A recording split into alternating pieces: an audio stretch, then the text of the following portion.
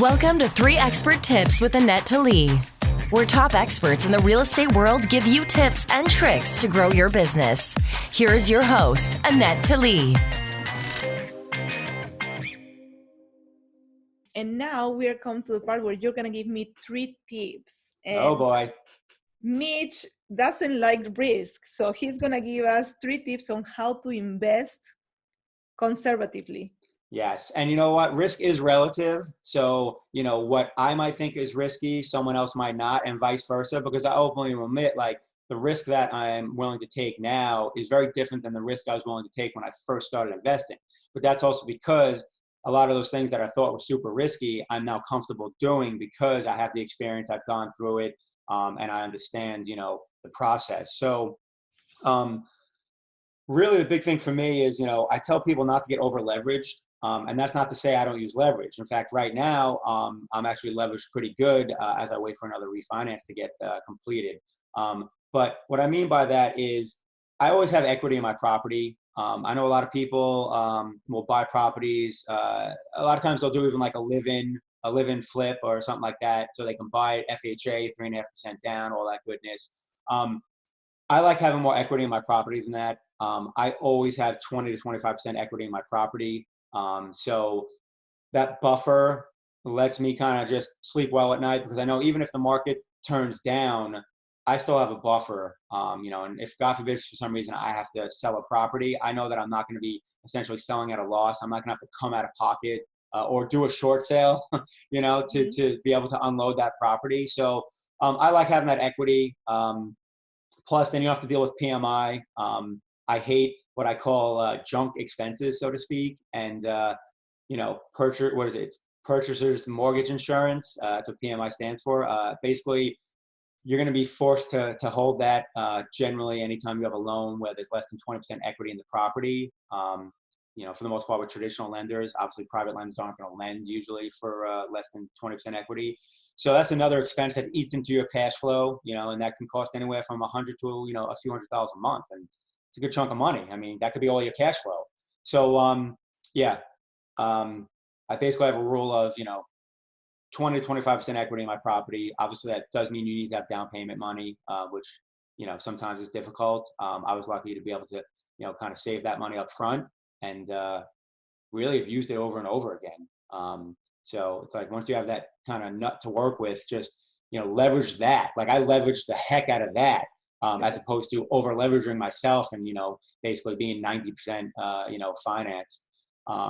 Right. So yeah, that's kind of how I play it safe. So try not to over leverage yourself. Use leverage, but don't over leverage. Especially because when we get a downturn, if that happens at some point, you're going to be you're going to be sweating a bit. And then with that said, there's something that I always preach, and when we go to our meetups, is using a property calculator. That would be the second thing that I really preach, and that's being able to run your numbers kind of lets you know if you're over leveraged and if you can cash flow. So I have a property calculator on my website, scaredycatguide.com, and it's a basic rental property calculator, and there's default allocations in there for vacancy, maintenance, reserves. And these are the things that I didn't know when I first started investing. I mean, when I bought my first rental property, I had no idea about, allocating for vacancy and reserves and things like that. So I live and die by that rental property calculator. That is actually the tool that got me to stop being a scaredy cat, because I'll look at the numbers and then basically look at it as a pass fail. It's like, all right, am I getting the cash flow that I want per month? Is it meeting my minimum cash flow? And if not, then I know that A, I have to offer much less on the property, or B, it's not going to work and I just need to move on and look at the next one. So especially for anyone new out there, I would lean on a property calculator. They're everywhere. You can find one online. If not my website, there's a bunch of others that have them. Some are even more comprehensive. I keep mine nice and simple. And free. And free, yeah. It's free to use. I honestly put it on the web for myself out of convenience, to be honest with you. And then I was like, you know what? I can share this now, because I used to run around with my laptop with an Excel spreadsheet. And, sometimes, you go look at a property, on a whim. And I was like, oh, crap, I don't have my calculator with me. So I decided to put it on what was originally my blog that has evolved into a website. So yeah, feel free to use it if you're listening. And then third thing is, I don't even know, to be risk adverse. Huh. I really got my two. I mean, the third really, honestly, is it's funny because it almost sounds like the opposite, but like, don't be afraid to partner up. Like we talked about this earlier about partnering up. Don't be too scared. As ironic as it sounds, is that, it's good to be risk adverse. It's good to invest prudently because then, you drastically reduce the risk of essentially getting blown up like a lot of people did in 07, 08. But at the same time, don't be too scared. You know what I mean? Don't be afraid to partner up with people because a lot of times you have a roadblock that can be overcome by partnering up with someone. And we see it a lot when we go to meetups. There's a lot of people that find deals but don't have the money, or find deals but don't have the down payment. And then you have a lot of people that have, a 9-to-5 job that, have funding but don't have the time to find a deal. So partner up, you know what I mean? And you're sharing there. When you're partnering up, you are also sharing the risk. So it's just not you by yourself. Well, a valid point. You're diversifying the risk by partnering up. So there's pros and cons to everything. So now you're splitting the deal, but at the same time, you're getting a deal. And like you said, you're splitting the risk. So a lot of people always think about just the plus side. They're like, I got to give up some of the deal. It's like, well, you're also giving up some of the risk too. Mm-hmm. So valid point, Annette. But yeah, so those are really the three things for me. Don't over leverage yourself.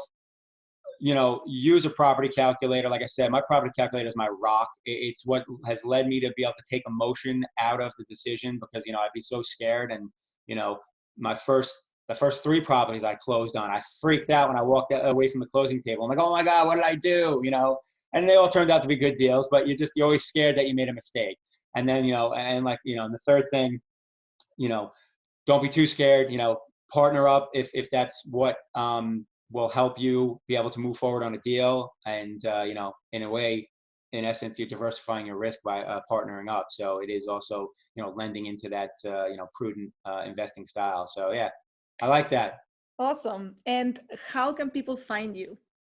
Obviously there's social media, Scaredy Cat Guide. You can find me on Facebook. And also Instagram, even though I got to get better about posting on there. And then there's my website, scaredycatguide.com. You can find my blog there. You can find the rental property calculator there. And you can even find me on Amazon. I got the good old book, Scaredy Cat Guide, Investing in Rental Properties. I got to get my autograph copy. You got to get your autograph copy. So yeah, that's out you can find it on my website. You can also grab it on Amazon. But yeah, that's pretty much the ways to find me. And if you're ever in South Florida, come to a local meetup. I'm usually at most of them. So there's some good ones. Yes, that is true. I can vouch for that. Yeah, Annette runs a good one. So if you're down in South Florida, multifamily and more meetup, it's where it's at. Awesome. Thank you, my friend. I'm so happy to have you on the show. And thank you for adding so much value to my audience. And I will see you at the next meetup. Bye. Yes, thanks for having me. Take care. Bye-bye. This was 3 Expert Tips with Anette Talie, brought to you by Talie Investments. We hope that you enjoyed this episode. Our goal is to provide amazing value to your real estate journey. Connect online at www.talieinvestments.com, where you can find this episode and more. Did you like this episode? Subscribe, like, and share.